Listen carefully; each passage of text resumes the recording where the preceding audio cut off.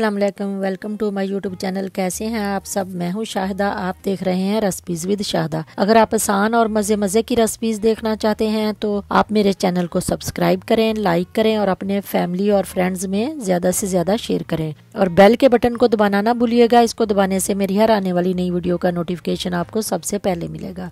तो आज मैं बहुत ही मज़ेदार नाश्ते की रेसिपी बना रही हूँ, तुर्किश अंडा। चले बनाना शुरू करते हैं।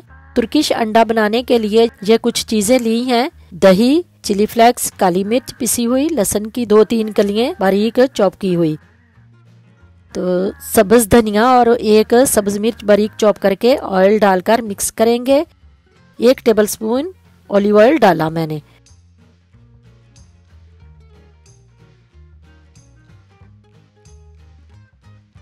आधा कप दही लेंगे। दही खट्टा नहीं होना चाहिए, ज्यादा गाढ़ा होना चाहिए। दही में पानी बिल्कुल भी नहीं होना चाहिए। जितना ज्यादा गाढ़ा दही होगा उतना ही ज्यादा ये मजेदार बनेगा।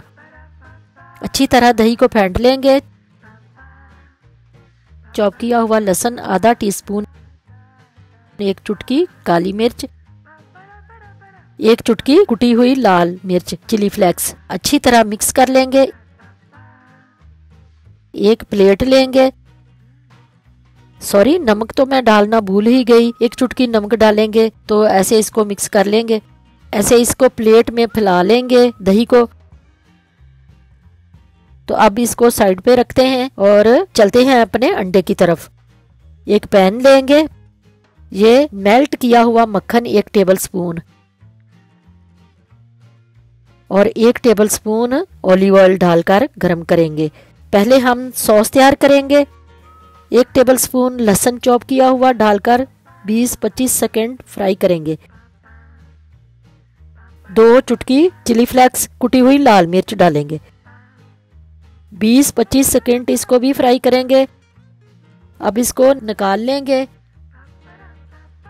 अब इसी पैन में 1 टेबलस्पून ऑलिव ऑयल डालेंगे और 1 अंडा डालकर कवर करके इसको बिल्कुल लो फ्लेम पे, बिल्कुल हल्की आंच पे हम अंडे को फ्राई करेंगे। इसकी जर्दी ज्यादा पकी हुई नहीं होती, हाफ फ्राई होती है।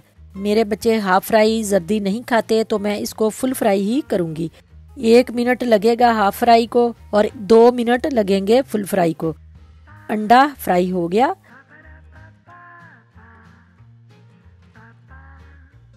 अब दही पे ग्रीन सॉस और रेड सॉस जो बनाया था वो थोड़ा थोड़ा इस पे डालेंगे। अब फ्राई अंडा इसमें रख देंगे और फिर अंडे के ऊपर भी ग्रीन सॉस और रेड सॉस डाल देंगे। तो ये तुर्किश अंडा खाने के लिए रेडी है। मुझे उम्मीद है आपको भी ये रेसिपी बहुत पसंद आई होगी। आप एक बार ज़रूर ट्राई करना। तो फिर मिलूंगी किसी और नई रेसिपी के साथ। अपना ख्याल रखिएगा। अल्लाह हाफिज़।